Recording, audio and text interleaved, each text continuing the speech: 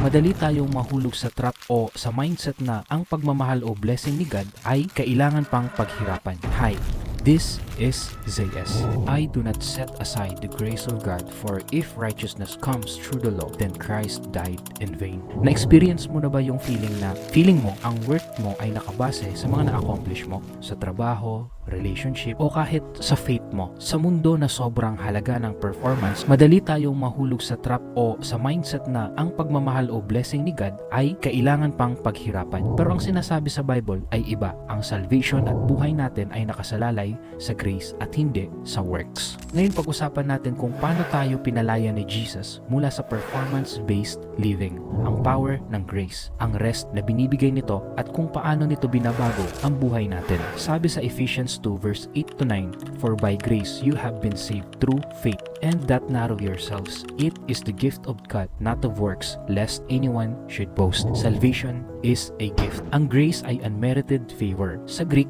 ang word na charis ay nagpapahiwatig na ito'y freely given, cannot be earned. Ang kaligtasan ay hindi tungkol sa ginawa natin, kundi tungkol sa ginawa ni Jesus para sa atin. Sabi sa Isaiah 64 verse 6, ang ating righteous acts ay parang filthy rags kumpara sa holiness ni God. Performance cannot save us. Ang law ay nagpapakita ng kawalan natin ng kakayahan para iligtas ang ating sarili. Sabi sa Romans 3 verse 20, by the deeds of the law, no flesh will be justified in His sight. And ang word na law or Torah sa Hebrew ay nangangahulugang instruction or guidance, hindi steps para ma-earn ang righteousness. Ang isang analogy dito ay, we could compare this na parang inaasahan mong ma-earn ang pagmamahal ng magulang mo sa paggawa sa bahay or sa mga chores mo. Pero ang tunay na pagmamahal ng magulang ay hindi nakabase sa performance, and mas higit pa doon ang pagmamahal ni God. Habang ang grace ay nagpapalaya sa atin mula sa pag-strive para sa salvation,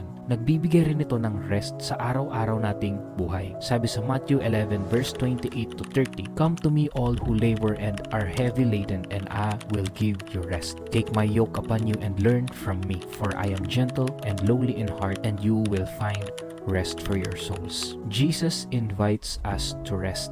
Ang performance-based living ay nakakapagod. Ang imbitasyon ni Jesus na magpahinga ay hindi tungkol sa pagiging tamad, kundi sa pagtitiwala sa natapos niyang gawa sa krus. Ang Greek word na anapao para sa rest ay nangangahulugan ng refreshment at renewal. It is the freedom from the yoke of the law. Noon, ang yoke ay sumisimbolo ng mabigat na trabaho. For thousands of years, ang mga priest ay never umupo dahil sa walang katapusang sin sacrifice or sin offering na araw-araw dumadating sa temple. Indication na walang katapusang law ang nalalabag nila at hindi nila magawang ma-perfect ito. Pero sabi ni Jesus, ang yoke niya ay magaan at hindi tulad ng pabigat ng legalism. Sabi sa Hebrews 4 verse 10, "Cease from our works as God did from His." If God is already satisfied with the perfect work of Christ, then why are we not satisfied by it? Let's stop trusting sa sarili nating pagsisikap at magtiwala tayo sa ginawa ni Jesus. When we have the Holy Spirit, ito ay parang isang GPS na nagbibigay ng step-by-step direction. Hindi mo kailangang planuhin ang buong journey mo o ma-stress sa bawat liko. Ganyan ang pagtitiwala kay Jesus. Siya ang gumagabay at nagdadala sa iyo. Before, ang law or yung mga batas is written in stones. But now, through Jesus Christ, it is written in our hearts. Ang rest na ito ay hindi pagiging passive. Ito'y nagbubunga ng transformation. Sabi sa Galatians 5 verse 1, "Stand fast therefore in the liberty by which Christ has made us free, and do not be entangled again with a yoke of bondage." And Paul was referring here the yoke of the law. So the law became the bondage for the Israelites before. But there is now freedom in Christ. Binago ng grace ang ating motivation. Imbis na mag-strive tayo para sa approval, nabubuhay tayo bilang response sa ginawa ni Jesus. Sabi sa 2 Corinthians 5 verse 14, "The love of Christ compels us." Ang kabanalan ay nagiging response natin because of grace. Hindi requirements ang holiness for us to receive grace. Instead, when we receive grace, holiness becomes part of our being.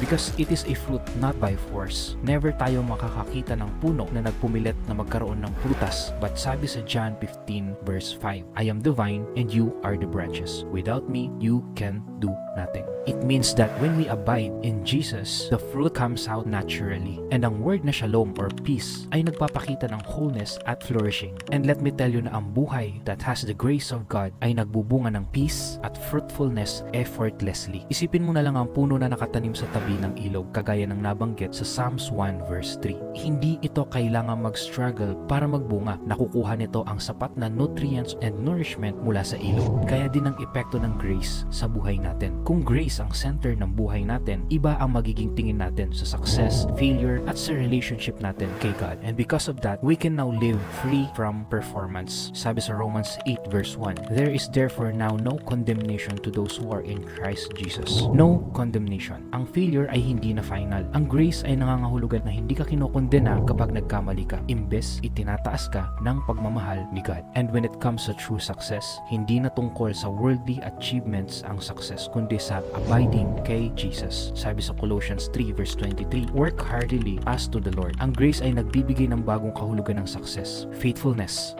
hindi perfection. Parang isang bata na natutong maglakad. Hindi kinokondena ng magulang ang bawat pagkakadapa, kundi sineselebrate ang bawat hakbang. Ganyan ang tingin ni God sa atin, filled with grace, not driven by performance. Remember that grace frees us mula sa pressure to perform. Ito ay regalo.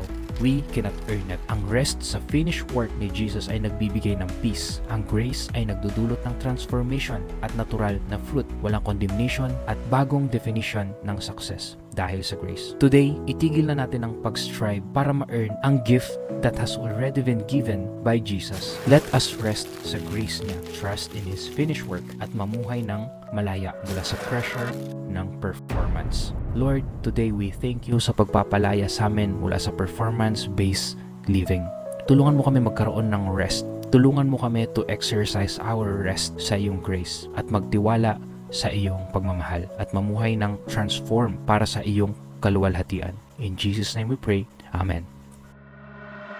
Hey, wait! If na-bless ka ng video na ito and it spoke to your heart, I have a free video lessons and ebook para sa'yo. Kung gusto mong matuto pa sa kung paano mo malalampasan ng iyong life struggles at magkaroon ng pagbabago sa kahit anong area ng buhay mo, this is for you. Just click the link below or type get free lessons sa comment section para ma-receive mo yung free gift ko para sa'yo. See you there!